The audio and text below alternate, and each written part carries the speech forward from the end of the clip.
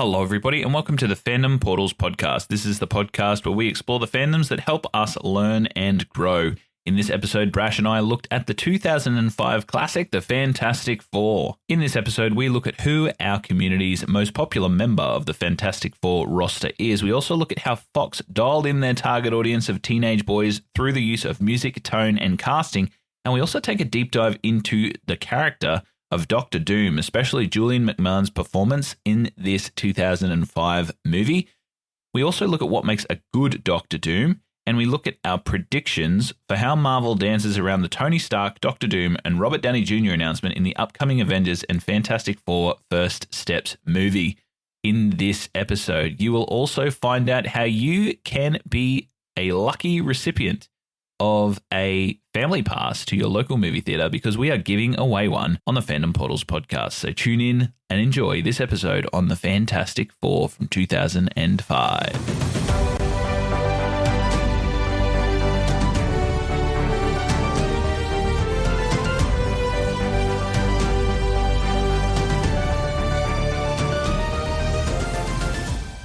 I am joined here by my co-host, Brash. Brash, how are you going tonight?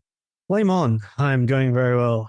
Well, it's clobbering time because we're about to hit this Fantastic Four movie from 2005, directed by Tim Story, written by Mark Frost and Michael France, and obviously Stan Lee.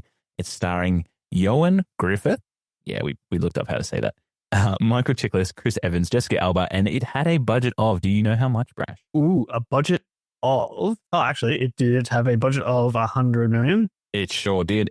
And it was very profitable financially. It made $334 million worldwide gross on the box office. Before we get into all of that information on this amazing IP of the Fantastic Four, we're going to get into our gratitudes and growths. Brash, I might go first this time. So go for it. My gratitude today is for YouTube chefs. And the reason that I am grateful for them is because, as I told you earlier, I'm just now on school holidays, so I'm trying to do a bit more around the house to help my partner who's been carrying the load at home for a long time. So I said to her, okay, love, I'll cook you dinner. And I don't know how to cook.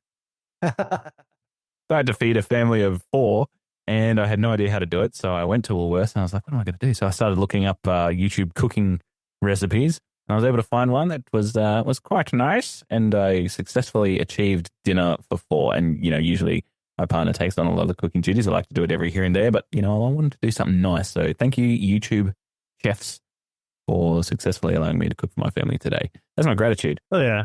I've also got a gratitude. Beautiful.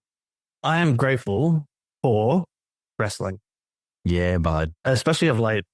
It's kept me sane. Like I used to love wrestling when I was younger, and then I stopped watching it for a long period of time because I was a broke, poor little tradie and couldn't afford the Ozstar that I needed to watch it. So anytime I could watch it, I was at like friends' houses and stuff like that, where their parents had, or when I was over at their parents' houses, with their Ozstar. Now and lately, I was watching on binge and everything like that because I can afford binging that now, but now it's on Netflix. It's so much easier to watch. And it's just it's been sort of like a help. It's been a good escape. That's good. From just like the menial tasks of everyday life of just going to work, coming home, going to work, coming home. No, that's a good gratitude, man. It's good to have something to look forward to as you come home from work, something to make all the grind worthwhile. So after our gratitude and growth, we always go into our first takes segment. In our first take segment, we discuss how we first encountered the media, what our initial impressions of the media were, and our feelings on the movie after having watched it. We'll also share our community's thoughts on this movie for those who have contributed to our social page. And if you would like to do that, you can do so on our Reddits, on our threads, or our Instagram. And all of those are in the show notes below. So as we said, we are looking at Fantastic Four from 2005. It is written by Mark Frost, Michael France, and also the great Stan Lee, directed by Tim Story. It is starring Ioan Gruffudd, get it right, Gruffudd and Michael Chiklis in the titular roles. It is about a group of astronauts who gain superpowers after a cosmic radiation exposure and must use them to oppose the plans of their enemy, Dr. Victor Von Doom. That is a supervillain name, Brash. Straight away, when you hear that name, you're like, villain. Exactly. I know. Which begs the question, how does he become such a illustrious businessman with a name like that? It's crazy. Even the thing, though, his name is Ben Grimm. It's like, yeah. And, and he's like the one that has to deal with like the most shit as is like his body changes. exactly. It is a grim transformation. So how did you first encounter this movie and the Fantastic Four, Brash? We'll let you go first for this one.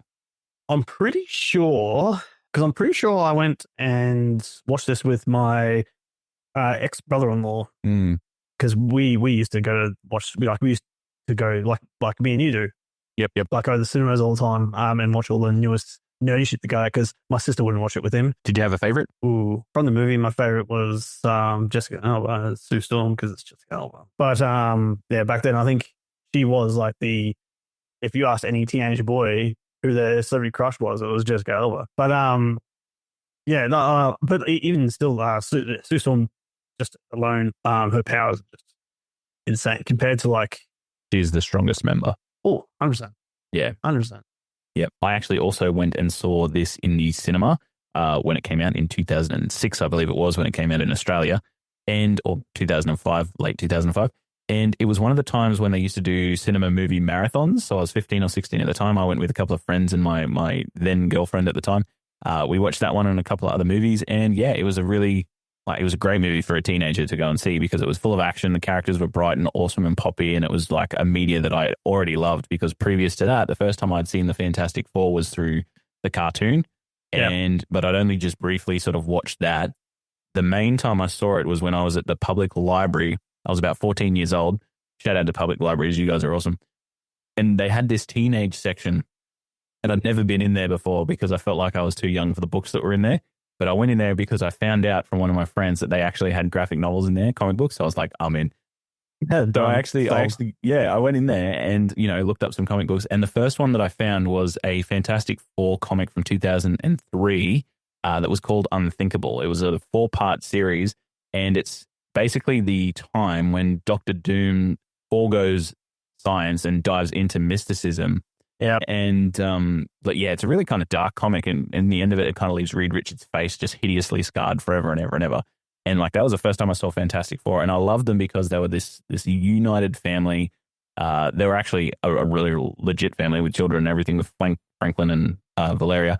And each one of them were different, but they all complemented each other.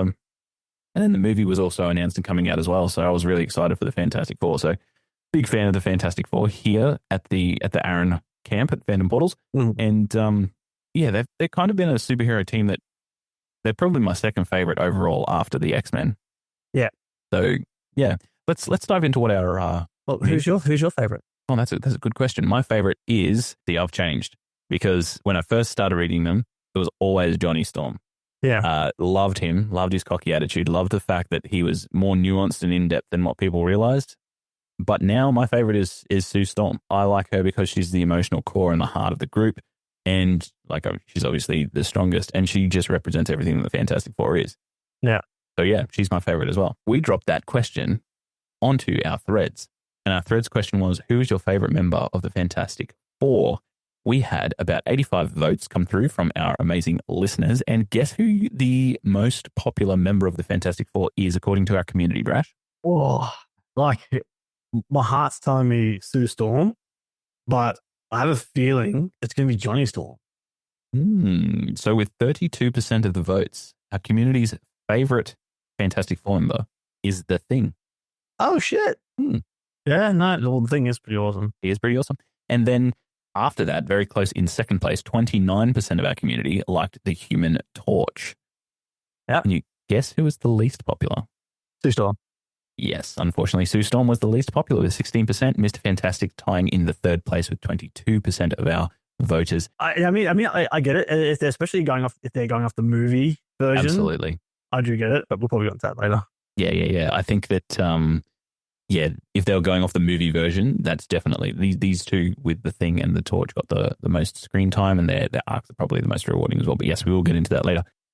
We also put a post on our threads that said, what did you think of this movie, the Fantastic Four movie from 2005? And we had Sterling Hicks say that it was phenomenal but flawed. I accept the criticisms of Doom, but they were never going to do a sorcerer with an Iron Man suit character in the early 2000s, and at least his suit looked cool. He said that Sue also got hit with the eye candy, which is accurate to the original Lee run.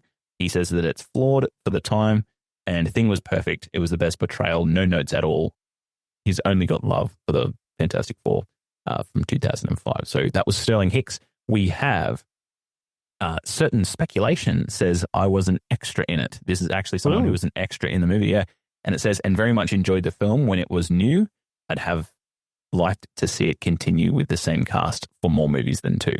So that was good. We had, that was certain speculation from our threads. We had Walter Paisley 1 that said it was fun, which was the whole entire point, which I can agree with as well. And then, we had some other people that said that it was great fun. We also had Dr. Phil 0525, not the real Dr. Phil, says it needed more superheroing. I mean, it is an origin story. But here's the thing as well that they said that I thought was quite interesting. They said that we never really learned what Doom's evil plan was. Yeah, true. We didn't really have. Exactly. It was more like he was just pissed off at the fact that he was losing his company. Yeah, it was a revenge plot the whole time. Yeah, he was pissed off he's lost the company and he blames all the Fantastic Four for it. Yeah, exactly right. And then we'll flick over to our Reddits. We had Redrum71 said, I still don't get the hate for this movie. We also have The Laughing Man of Red said that Fantastic Four was one of the biggest Marvel IPs out there, and it seems to balance things out pretty well. Both movies work well enough in my eyes for setting a decent tone and getting some solace chemistry between the cast. But I think that Fox was the movie's greatest enemy. They aimed to do a reboot as early as 2009, about 2 years after the sequel came out, and the reboot attempt led to that 2015 movie, which did 167 million against 120 million. And was an absolute failure. We have also Agile C6447 says that it was pretty terrible, honestly. Love the comics, was really looking forward to this, and it was a big and huge disappointment. And then we also had MPF that said, saw it once, and that was enough. A couple of mixed bag reviews there from our community. I understand where they're coming from. Yeah, I definitely do as well. And, I think for this one, talking about the tone and the appeal of the movie, it was definitely gated towards a young adult dynamic. It was backing off the success of the Spider-Man movies, Spider-Man 1 and Spider-Man 2, where they said, superhero movies can be taken semi-seriously with some comedic undertones. And I think that kind of fit for the time period as well, instead of going too dark, which the 2015 movie attempted to do, and then, too light and comical, probably wouldn't have fit for this kind of movie, especially using Doctor Doom as the villain. I don't really see how you could make a comedic movie with him helming the villain spot. Yeah. No, Doctor Doom is one that you need to have a sort of semi-serious movie about if he's in it. Mm-hmm. You can't make light of Doctor Doom. Absolutely. Let's get into our fandom fact face-off.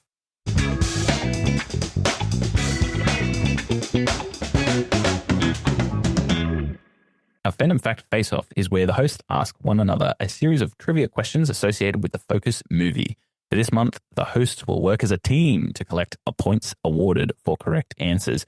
If the hosts earn a total of 15 points, a lucky listener will win a gift voucher to the movies. That's right, you heard it correctly. We're doing a giveaway for this month, our Marvel month here at Fandom Portals podcast, and you can take your family to the movies on us. The way that you enter that is you go to www.fandomportalspodcast.com and you sign on to our emailing list, and the successful winner will be drawn on April 30th. All right, so Brash, this time in celebration of Marvel Month, as we just heard, we're working as a team. A good old classic Marvel team up, comic book crossover. Marvel team up. Yeah. So we're still going to be, telling each other trivia and hoping the other one gets the answer correctly, but we're going to be setting the same rules that we usually go by, which means we read the question. You're allowed one clue throughout all three of your questions. And, you can ask for a little bit of clarification if you think that the question hasn't been asked properly. But we're working as a team, Brash. We're a team this time, a team. You can go first. Ooh, okay. This one might be one that you might know.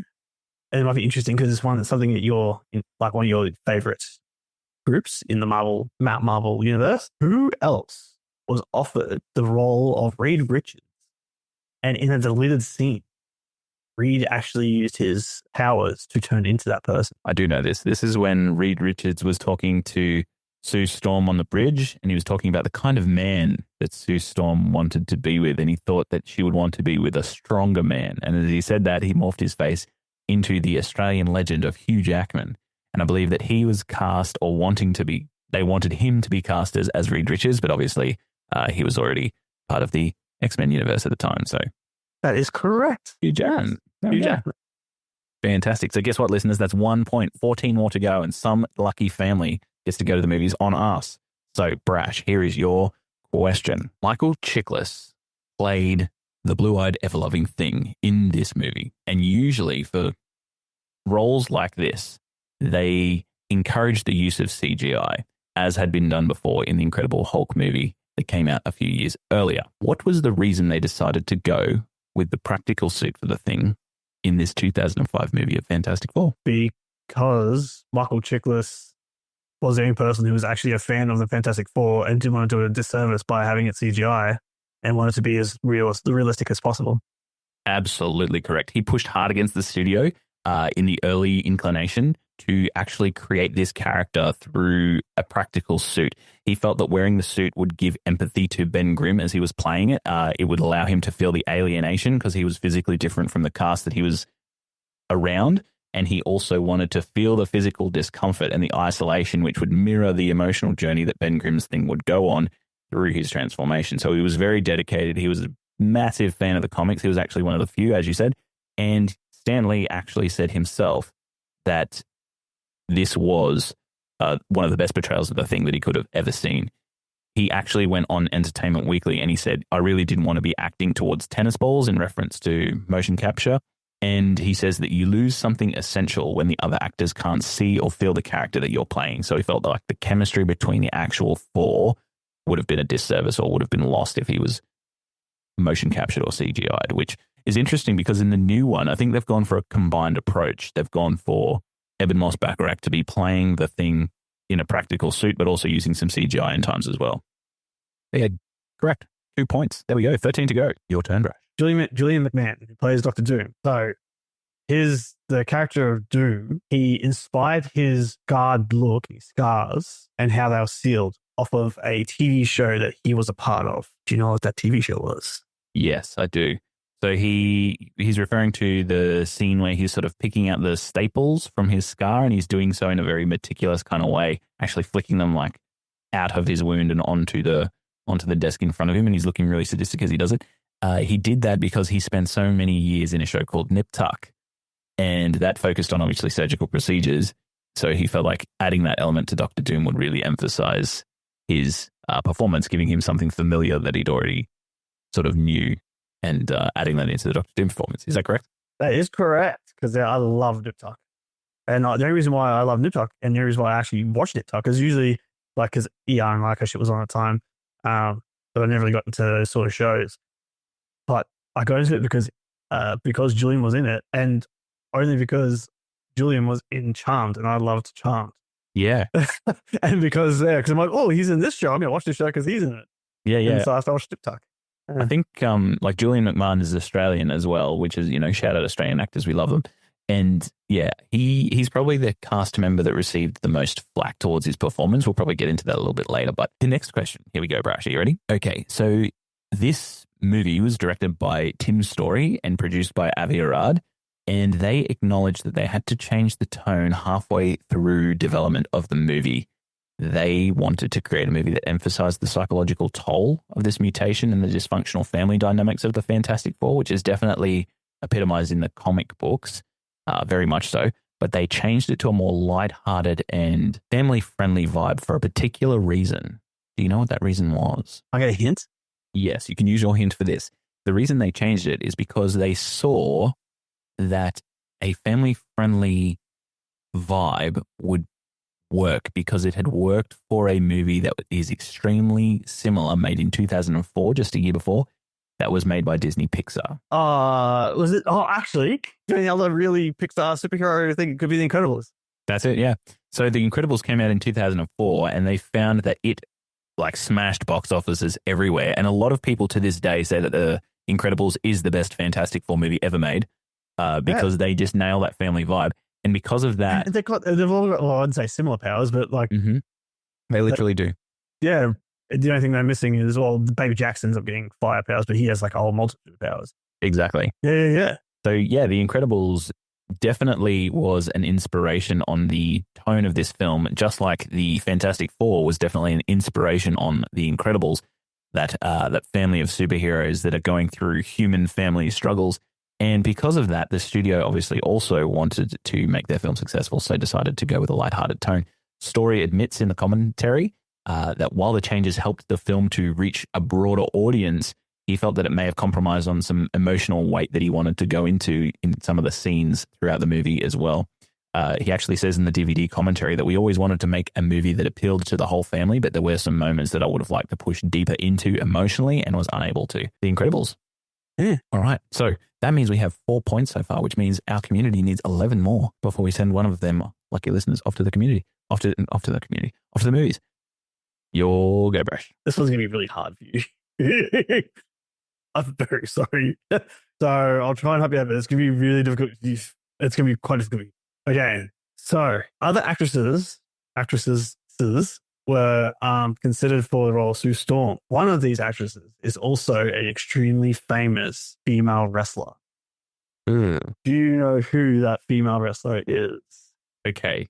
So actresses that were considered for Sue Storm. I know that when Dennis Quaid and Meg Ryan were, thought to do the role at one point when a other director was attached, I want my hint, Brash. Because she is still current. She was in the last female Royal Rumble, and she is currently, recently teamed up with the current women's women's North American champion, Tiffany Stratton. No, I don't know. You're going to have to tell me. Trish Stratus.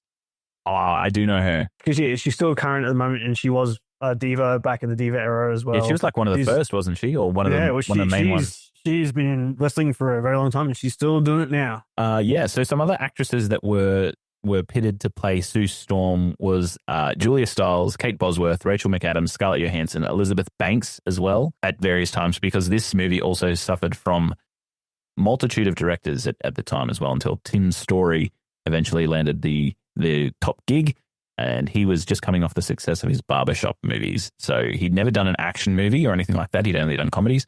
So yeah, the casting for this movie, and might I just say as well, the casting for this movie, the 4 main actors that got the roles in the Fantastic Four, Ioan Gruffudd, Michael Chiklis, Jessica Alba, and also Chris Evans as Johnny Storm, a lot of people have said in our community that this is a perfectly casted movie. Like looks-wise, everybody looks like their parts, and they kind of did a good job in portraying them as well. There is some controversy about, Jessica Alba being a Hispanic actress and then obviously being portrayed as a blonde-haired, blue-eyed individual. But overall, I think everybody was quite happy with the way that the movie was cast. All right, my question, last one. I don't know if you'll get this because this is kind of in line with my teenagehood years. So the movie is known and well known to be targeted towards a teenage audience. And as a result of that, they used a particular style of music whenever Johnny Storm was on, really, to push that early 20s kind of demographic that identified with rebellious guitar-driven kind of music. So can you name one of the bands from the Fantastic Four soundtrack that played one of these songs? Soundtrack. The album released about a month or two before the theatrical release of the movie, and it had a whole bunch of really awesome early 2000s pop punk bands that were literally on my DVR playlist. Trying to think of the song, like the very first song when Johnny's riding on that bike. Mm-hmm. There's also another moment when Johnny and his future wife, the nurse that's looking after him, is jumping out of the helicopter. Yes, they're going to ski down the snowy mountain peak. Like, I know. One of my favorite actually, 2 of my favorite bands I know of that were in this: Alter Bridge and Sum 41. Yes, Sum 41 is the song that I was thinking of. Their song Newts. Yeah, which, is sometimes referred to as the No Apologies song. It is really, really prominent through that moment where Johnny Storm is skiing down the mountainside. And they use this kind of music in these bands because they wanted to tap into that early 20s demographic, and they knew that there was an emo pop punk scene that was bursting through, and they wanted to cross-promote, you might say, through Hollywood. And, a lot of the time when movies like this come out, a lot of the soundtrack can be hit or miss. When we're talking about soundtracks, there's obviously the unforgettable soundtrack of the Guardians of the Galaxy with James Gunn. He absolutely nailed that vibe. And this was an early attempt at doing something similar, highlighting musical elements that fit the character, especially of Johnny Storm with that emo pop punk scene, which is why I think a lot of teenage characters, myself included, really emanated with Johnny Storm, because whenever he was on the screen, the music that we loved was playing. No. All right, so that ends our Fandom Fact Face-Off segment, and we are currently sitting at 5 points for our amazing Marvel team up for our community, which means that there is 10 more points on the table for us to get before we send one lucky listener to the movies on us. Remember, if you wanted to join that giveaway, all you have to do is sign up to our emailing list, which you can do so at www.fandomportalspodcast.com. All right, this week we're going to go into our Devil's Avocado segment. In this segment, the hosts dive deep into the world of what-if scenarios. They explore alternate endings, casting choices, or even entire story beats that could have changed the course of the film or the media. We analyze whether these alternate ideas would have been a hit or a miss compared to the original version. Got a couple of Devil's Avocado questions for you this week, Brash. They're all centered around Dr. Doom. Dr. Doom. Dr. Doom. He is probably one of the most prolific villains in Marvel history, cinematic, comic, or otherwise. There is only Doom. He's definitely got lots of those kind of one-liners that are all plays on his name, which is why I don't know how he had a career outside of being a supervillain, let alone how he was elected as a sovereign of an entire country. Oh, Ladveria. no. So here's a question for you, because we know that the Doctor Doom is the most recent villain in the MCU, being played by Robert Downey Jr. Yes? Fucking hate it. I fucking hate it. You hate it? I fucking hate it. You hate it? I hate it. I hate it so much. Yeah, all right, let's talk about it. Let's talk about it. So how do you think Marvel will use Tony Stark as Doom in the Fantastic Four First Steps movie in 2005? And then again, also, we know that he's probably going to be in the Doomsday movie and Secret Wars movie, both directed by the Russo brothers. What are your thoughts on this? They're going to do some altered timeline shenanigans or some bullshit, which I hate. I hate this. I don't mind the alternate timelines and stuff. I like how they did it, but I like how they but they blended it all back into one timeline again. Well, yeah, that's the thing as well. I think that there has been lots of comic book adaptations where it's sort of happened before. Yeah, and there is a Tony Stark Doom in the infamous Iron Man comics from 2016 to 2017. But that's dumb. Well, that's dumb. That version that everybody's talking about, where they say Doctor Doom becomes Iron Man, like in the comic books, it's actually the other way. Doctor Doom becomes Iron Man, not Iron Man becomes Doctor Doom. Because after Tony Stark has this he apparently dies, and then Doom attempts to reform and become not so much of a villain, and he tries to become the Iron Man and explores Doom's legacy and how he struggles with redemption and how nobody will accept him because of all the evils that he's done before. So everybody's referring to this infamous Iron Man as the way that they can adapt it, but it's actually a story of how Doctor Doom tries to be good, not how Tony Stark turns bad. He played Iron Man for so long, and now he's coming back as Doctor Doom. I can stop doing it. Yeah, and I can see that as well, because his sacrifice at the end of Endgame was so, I think it was epic. Epic. But bringing him back as Doom makes it feel pointless because he's just back in it again. Yeah, like that was his out. That's like how Steve Rogers come back as an old man, and because he went back in time and lived his life like he should have back in the fucking 30s or it was, and comes back as an old man, gives his shield over to Sam and says, all right, kid, you take the wheel, and sort of flies us off. Passing of the torch. Exactly. And like Iron Man sort of did that with Spider-Man, with Peter Parker. Like, it just ruins his bow out. Like, he had like this epic, amazing bout of his sacrifice to just come back in as a bad guy. It's like, yeah. And I think that at the time when they announced that, Marvel was in a little bit of trouble because a lot of the movies that they were producing and making, they weren't really hitting the mark with audiences. And as a result, they kind of needed an ace in the hole, because that came out of left field for me. When they announced that on the stage and he pulled off his mask, there were so many fan theories about who would be cast as Doctor Doom in the future. And Robert Downey Jr. was not even top 5 on my list. Because he was Iron Man. Yeah. I don't understand how they're gonna dance around the fact that if he comes back into the actual Marvel universe, Marvel Cinematic Universe, people are just be like, people are going to be like, oh shit, it's Tony Stark, and he's going to be like, nah, I'm Victor Von Doom. Well, there's two ways that they can do it, really. They keep him as Tony Stark, but just as bad. Yeah, well, yeah, they can keep him as Tony Stark and adapt some kind of storyline where he becomes Doctor Doom as a variant or something like that, or they can do what they did with Rhys Ifans in the Sony universe and just cast him as Doctor Doom and hope nobody knows. So he played Tony Stark, and then now he's being cast as Victor Von Doom, and there isn't actually a comic storyline that they're following where Tony Stark and Victor Von Doom's linked. Perhaps they're just expecting us to go with the fact that Robert Downey Jr. is now going to be Victor Von Doom, and that is what we should do. However, if they are going to go with a comic book version, I've got a few here that I'll tell you about, and I'll see if you actually think, okay, that could work. All right, are you ready for these? Okay, yeah. All right, so there is a what-if comic book version that this kind of thing happens. It's called Demon in Armor, and what happens is we all know that Dr. Doom and Reed Richards were roommates in college. Now, in this what-if version, Reed was never Doom's roommate. Stark was. Stark always had his fortune, and Doom was always as nefarious as he's always been. And in this reality, Doom actually swaps bodies with Stark and uses his fortune to then create an empire and take over the world.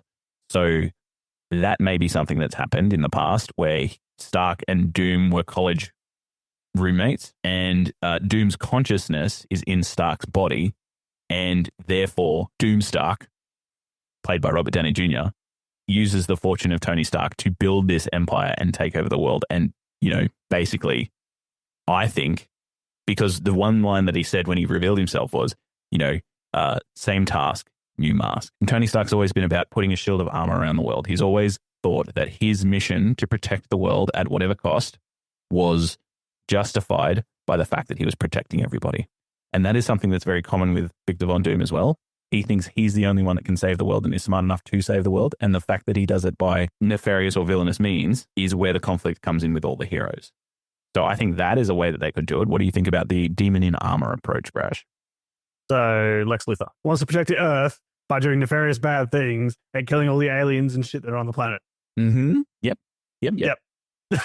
So being rich and being rich, being evil, being very prejudiced against anyone but humans. Okay, so not a fan of that one. I've got another one for you. Here we go, Brash. Well, I'm not saying I'm not a fan, but the other way it doesn't sort of like. Well, I'm curious of how it would work if they did switch bodies, but Tony Stark as Tony Stark is dead. But was Robert? See, the fact that it's Robert Downey Jr. is what makes it implausible. So if someone else was playing Iron Man and then Robert Downey Jr. was playing Thing. Yeah, it doesn't. So the way that they would do that is they would cast somebody else as Victor Von Doom, as the body of Victor Von Doom, and Robert Downey Jr. would play Tony Stark. And then when they switch bodies, Robert Downey Jr. would take on the personality of Victor Von Doom instead of Tony Stark's personality. And that other actor of Doom would just fade off into the distance. And yeah, how is that Robert Downey Jr. getting to the timeline? Well, I think that then talks about what's going to happen in Fantastic Four First Steps, because I'm not sure if he's going to be a prominent part of that movie or whether he's going to be a post-credit scene, but whatever happens in that movie is what's going to set up Secret Wars and what's going to set up Doomsday, because the Fantastic Four need to get to the 616 timeline, and therefore so does Doctor Doom. So whatever happens in those movies is going to predict how this is going to work. That's the and that may be the only way I could see that happening is if there's some sort of dimensional rift or something that maybe, say, like Robert Downey Jr., Victor Von Doom is fighting with the Fantastic Four in their world. The part that is going to take me out of it a bit is the fact that everyone's going to be like, oh shit, it's Tony Stark. All right, so I worked backwards, right? And I'm going to give you my theory of what happens. And if this comes correct, I want everybody to clip this and send it viral worldwide. All right, here we go. So we obviously know Secret Wars is coming out, and we know Doom War is coming out. In Secret Wars, which is a 2015 comic, Doom gains godlike powers and becomes God Emperor Doom. He proceeds over Battleworld. So we know that in Secret Wars, all these heroes are going to come together. They're going to battle each other, and it's going to basically turn the multiverse into one timeline again. All right, keep that in your brain. Doom War. In Doom War, Doom wages a war against Wakanda in order to steal its vibranium. Okay, and he needs to steal the vibranium, I think, in these movies to create some scientific device that is going to allow him to create or transport everybody to this battle world. Now, Doom War or Doomsday, as it is called in the movie. Doom War is the 2010 comic that it's based on.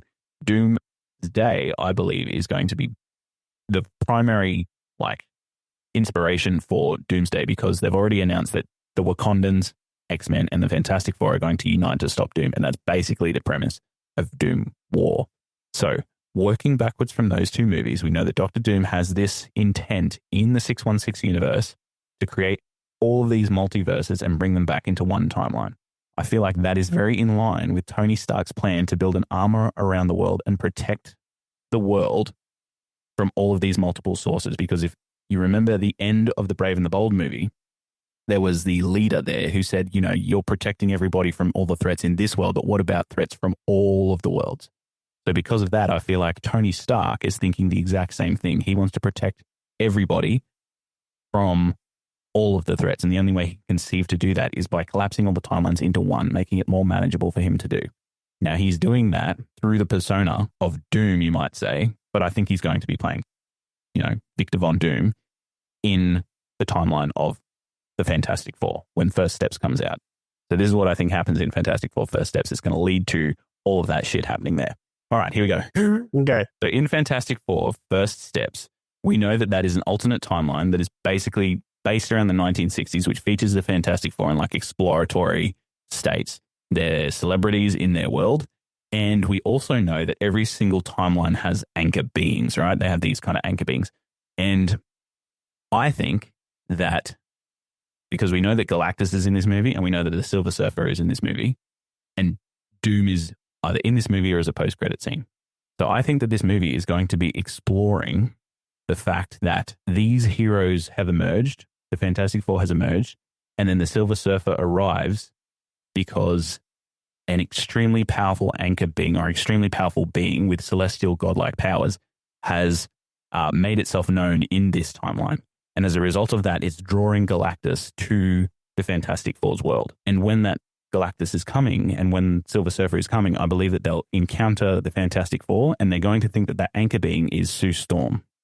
The reason I think that is because Sue Storm is prominently being portrayed as the leader of the Fantastic Four, or at least a very leadership-like presence. And her uniting factor, the heart of the team, I think it's just going to be something that they kind of draw on here.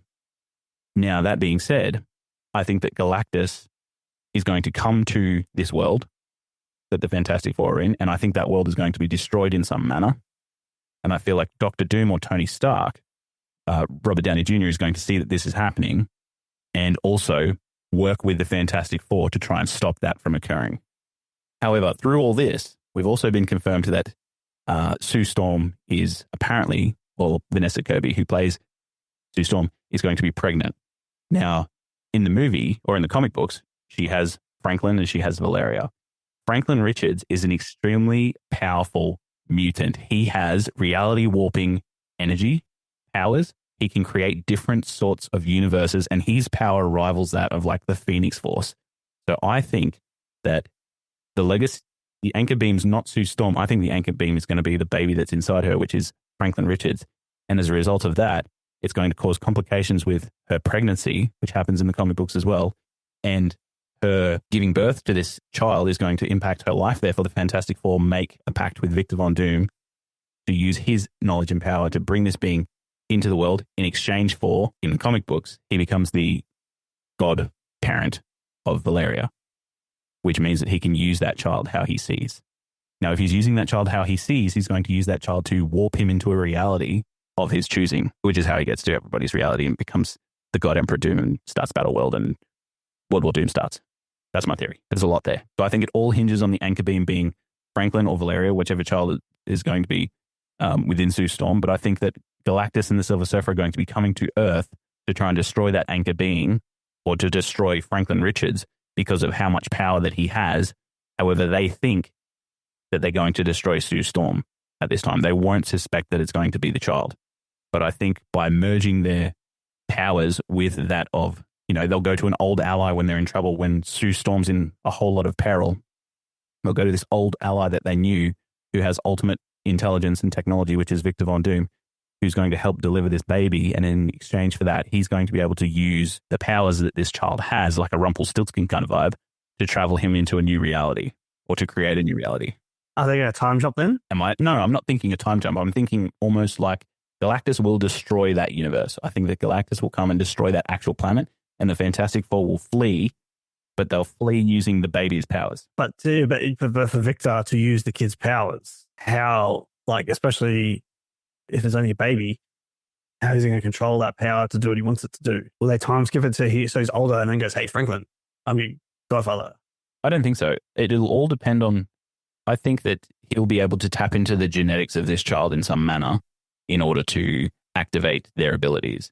That's what I think. How they do that, I'm not too sure. But I think they're going to use the Fantastic Four's children, Reed and Sue's children, especially Franklin Richards, because he plays a really big part in Secret Wars. Like, he has this reality warping ability where he maintains new universes and pocket dimensions.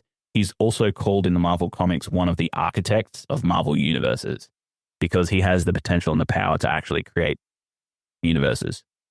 Yeah, well, he also, technically, in some of the comics is Kang. Kang is actually a descendant, like a long, long, long descendant from Reed Richards, which then means also he is a descendant of Franklin as well. I know in one of the animated shows, it's actually Franklin. Oh, it actually is Franklin. Yeah, Franklin goes bad. And I'm not sure if he like goes bad, but he wants to change something in his future and comes back in the past to do it. But yeah, as Kang the Conqueror. And I think that in the end, Robert Downey Jr.'s Doom will gain an affinity for this child because in the comic books, eventually Valeria becomes his familiar and his godchild, but also his heir, becomes his heir to Latveria because it's literally the only progeny that he has. And he's always found a connection because he actually delivered Valeria Richards into the world. He was like their wet nurse pretty much because Sue was having so much trouble with her pregnancy through the radiation that was in her blood that she was passing that on to her children. And the only one that could help them was Victor. So I think that Victor is going to be called by the Fantastic Four as a previous enemy that is going to become an ally who helps Sue through her pregnancy and deliver this baby in exchange for something in the future that he is going to use that child for. I still just can't. I just can't. I mean, I can see it because they've done, like they sort of did it in WandaVision where they had the Fox version of Pedro. Oh, yes. Quicksilver. Quicksilver. Yes, yeah. Pietro. Come in as Quicksilver, come in from the Fox universe, and then turns out that it was actually just some dude. Funnily enough, and correct me if I'm wrong, I think WandaVision is being directed by the same person as the Fantastic Four First Steps. But that's not out of his wheelhouse. Mike Shackman. Yeah, but you find it in Agatha all along that the guy who was playing the brother actually knew all along that he wasn't the actual brother. He was just some random dude that was in the wrong place at the wrong time. And was made, and Wanda made him like think that, like, control his mind like she did everyone else in the town, and made him think that he was her brother when in fact he wasn't. He was just just a dude in the Marvel Cinematic Universe that just looked like the Fox version of Quicksilver. Yep. So yeah, Matt Shackman is the director of WandaVision and also is going to be the director of the Fantastic Four First Step. So it's not out of his wheelhouse to do a little callback. I can understand, and realistically, no one's going to really see Victor Von Doom as Robert Downey Jr. probably until Doomsday, I would assume, because if he's only coming into it in Fantastic Four, there's going to be no one there who knows who Robert Downey Jr. Iron Man is. They're only going to know Robert Downey Jr. Victor Von Doom. It's only when he merges the worlds or whatever he's going to do to get everyone together. When everybody that he knows from his previous Avengers life as Tony Stark is going to start saying, wait a minute. Damn, you look like Tony Stark. You look so familiar and I can't put my finger on it. Yeah, no. All right, let's go to our next Devil's Avocado question. So let's go back to our Fantastic Four 2005 movie because we've absolutely digressed from that and talked about some Fantastic Four theories for the coming 2025 movie. So let's talk about Dr. Doom's portrayal in the 2005 movie, played by Julian McMahon, Australian actor. Critics did not enjoy it. I don't think it was that they didn't enjoy his performance. I think they did not enjoy the way that Doom was portrayed. What are your thoughts, Brash? In a way, agree with them. The reason why Victor Von Doom hates the Fantastic Four, or particularly Reed Richards, so much is that in the accident that gave him all their powers, Victor is meant to get scarred the shit up. Like, he's meant to look atrocious. And that's why he wears full body armor and that mask to cover up his hideously scarred face. And he hates seething rage Reed Richards and blames him for that, for it being like that. In this, he hates Reed Richards because he's stealing the girl that he doesn't technically really have. Yeah. He's portraying, in this one, his personality and motivations are, to use the youth's term, whack. he's losing his business. He's pissed off about that and blaming Reed Richards, or blaming all of them for that because of the space station incident. And then he's also even more pissed off at Reed Richards because he's stealing my girl, even though Sue's like, I ain't his girl. Yeah. I think that is one of the biggest differences, really, because, you know, comic book Doom is a really complex character. He is driven by a belief that he alone can save the world, and he's also destined to rule it as well. And when you're looking at this version of him, he plays this jealous businessman who's really out for revenge, which Doom does do. But in this one, he seems really petty, and the reasons behind it seem very petty as well. And he comes off as whiny, and he comes off as, you know, also, as one of our threaders commented as well, his motivations and his actual plan is never fully explained to us in this movie. Like, through the writing, Doom is kind of like an afterthought at the end of this movie because they needed to fight a villain. Whereas most of the complication of this movie was the Fantastic Four characters trying to work out their powers and trying to actually find a way to reverse the powers that they then had. Now, Doom kind of takes a back seat to this, where he's going through the same similar transformations, but he's using the powers that he's getting to go and kill all the board members that were going to shut him down, which is extremely similar to the Spider-Man movie that Green Goblin did, which this one definitely was trying to run off the coattails of. And I just think it didn't work for the character of Dr. Doom. It works for a character like Green Goblin, who is unhinged. But for Dr. Doom, we know that his comic book counterpart is extremely calculating. He's very intelligent. One of his actual abilities and powers, you might say, is that he has a genius-level intellect and a very strategic mind. I didn't see that coming off in this 2005 movie at all. Yeah. Julian makes a good Dr. Doom, but the writing didn't make a good Dr. Doom. I completely agree with that, because the way that he played some of those scenes, you can see that he could go from calculating to extremely conniving and unhinged in the click of a finger. One of the scenes that come to mind is obviously when he's talking to Reed in the top of his Baxter building and the electricity's flicking in and out, and he's talking about how he wants a fix to this now. Like, that kind of shift that the actor of Julian McMahon can do, very Doom-like. Also, I think that he actually looks the part as well. I think Julian McMahon, in the way that he looks, his appearance, very Dr. Doom-like. I imagine him as Dr. Doom. Even in the comic books, you can see that he has similar facial structures to Victor Von Doom as well. Yeah. Wonderful casting, but poor execution on the character side. Yeah. I think with this one as well, one thing that's definitely missing, that kind of, it's really fundamental for a Doctor Doom character, and Doctor Doom is so hard to bring to the big screen because he's got so much going on.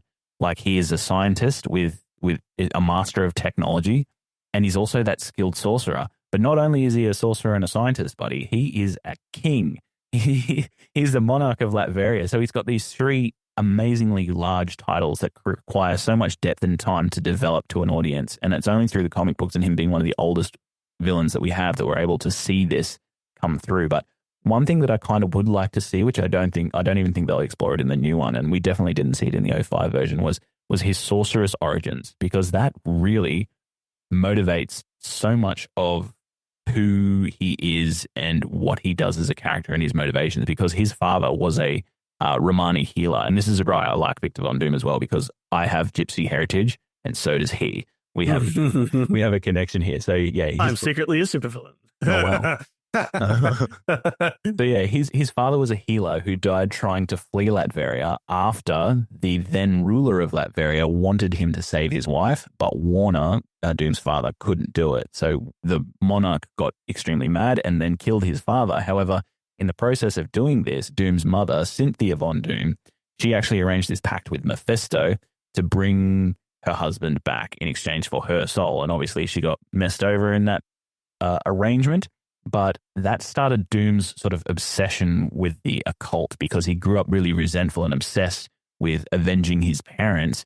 And also you can see throughout his comic book run that he also bargains so much with all different kinds of demons from the other planes, and especially hell.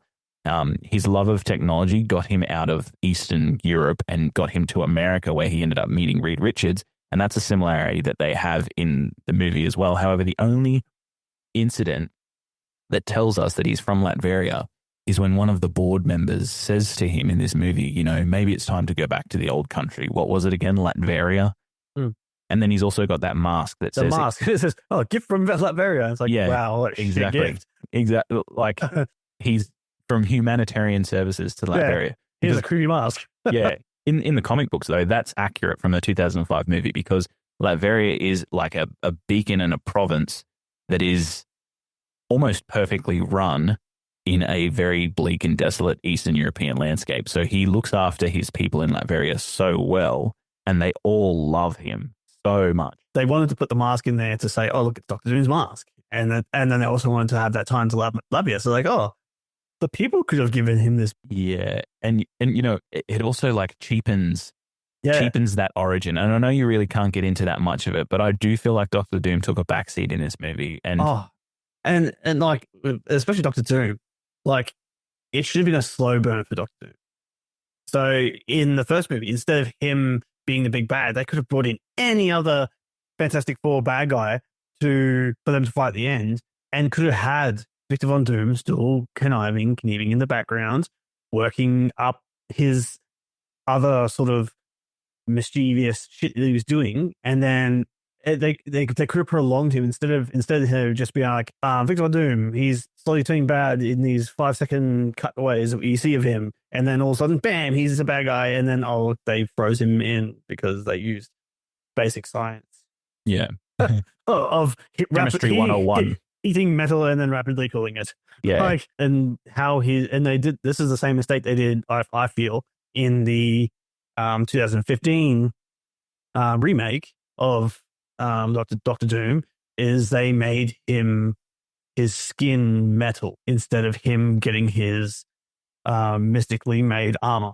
Yep. And combining the mystical made armor with technology, which is definitely a massive element as well, because when Dr. Doom made his mask in the comic books, he made it with Tibetan monks, and it sort of plays to his hubris, because he put that mask on. He was already horribly scarred, but he put the mask on before the metal had a chance to cool, and scarred himself even more. So he had this hubris in him that he wanted this power so badly that he couldn't wait for it, and then he put the mask on. Like, that all plays into the character of Dr. Doom. And the way that I think they could have done it in this Fantastic Four movie from 2005 is, like you said, they put in this villain that isn't Dr. Doom, any other villain from Fantastic Four. And in the background, Dr. Doom is actually going through trying to find ways to fix the thing that happened to him. And one of the ways he does that is he goes back to the old country and he uses the old magic of his Romani people, of his gypsy people, to try and fix it. Yeah. Instead of him squabbling with his board members, he could have been in Latvia, and he could have been developing that sorcery side of him. Exactly. And he can be doing off to the side with the whole goal of what his goal is in the comics. They could have had the Puppet Master as the bad guy, because they've got Alicia. Yep. Or even Mole Man or something like that. Yeah. But like, Alicia's already in it. Alicia Masters, yeah. Yeah, her father's a Puppet Master. Yeah, who for those that don't know, is the love interest of Ben Grimm, the Thing. Yeah. In the comic book, she is the daughter of the Puppet Master as well, another prominent Fantastic Four villain. Yeah, so they could have had him, and that could have, because of the fact that Ben was struggling so much with his new look, and they even got the deleted scene of when Alicia takes him to the gallery, the little art show, and she's made sculptures of him. It could have helped strengthen the bond between Alicia and Ben, because it could have been that Alicia's father may not have always been the best of peoples, but then the fact that Alicia is getting all schmoozy with some big ass rock dude might have gone like, nah. Sent him over the edge. Yeah, it'd been like, no, hey, I'm sorry, sir. I'm going to make you leave by force if necessary, and use his puppeteering skills. And that's how they could have had a bad guy. And it could have been that Alicia didn't really know about the father's dark side of it. And ultimately, they didn't have to, like, of course, it was like such lighthearted, they don't have to kill him or anything like that. They could stop him. And Alicia could be thankful that they stopped his father from doing anything too heinous. And that could strengthen the bond between Alicia and Ben, because in the second movie, they're really schmoozed up. Yeah, exactly. We can definitely agree, at least for our Devil's Avocado segment, that Doctor Doom hasn't really ever been represented properly. And you know what? I think Marvel casting Robert Downey Jr. has only complicated introducing him again. I think that with the connection to Iron Man and Tony Stark, we're not going to get a true Doctor Doom in the sense that, you know, he's going to be that monarch, he's going to be that technologically scientific mind and that sorcerer as well. Because Doctor Doom can go toe-to-toe with like Stephen Strange. He's that kind of level of sorcerer, and he's that kind of level of intellect that he can compete with Reed Richards and Tony Stark. Like, he is a fundamental and powerful villain of the Marvel universe. And I just don't think that with them linking it to Robert Downey Jr. and therefore linking it to the character of Tony Stark, that they can really do this character of Doctor Doom justice, which is sad because I really want to see him done well. I hope that he's done well, and I hope I'm going to be eating my words when this movie comes out. But I'm not holding high expectations, Brash. Yeah. To be honest, I couldn't see Julian McMahon doing it again. He'd be too old for the role. For me personally, especially if they're trying to, because I understand, yes, they've got the iconic Avengers. We age, man. We're here. Confident characters don't age. Yes, they can go on, like Thor can become Odin Thor, is where he's old and white and grey and he's extremely powerful now.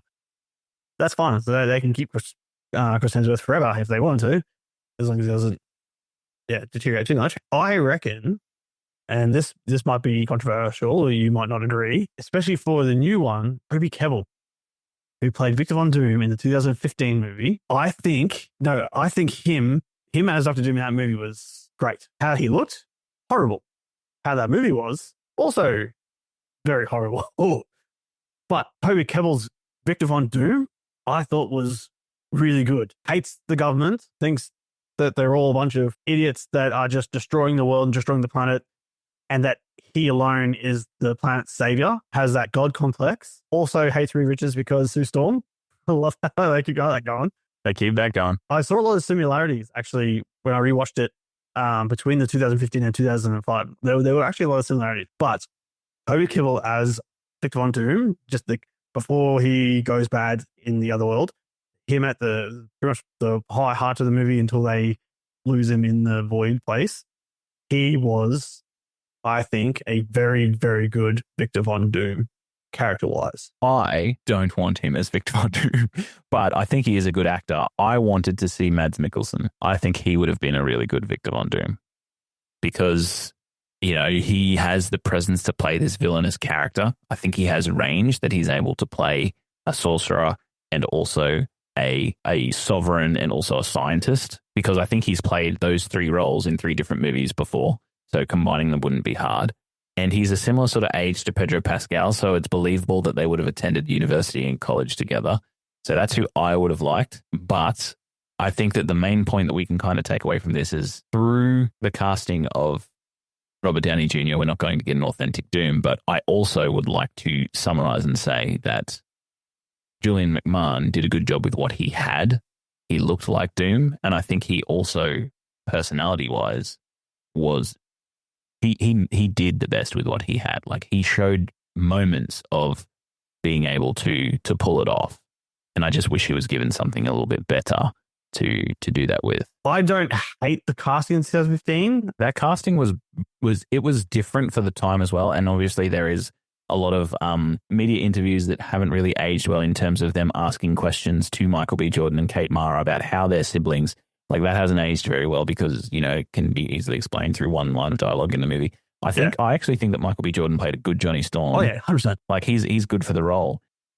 I think that the casting wise, this movie was well cast. Even Jamie Bell, who I believe got some pretty big flack for playing Ben Grimm because he previously played Billy Elliot. I think that's a really good casting, and I really, really like Miles Teller as Reed Richards, Mr. Fantastic.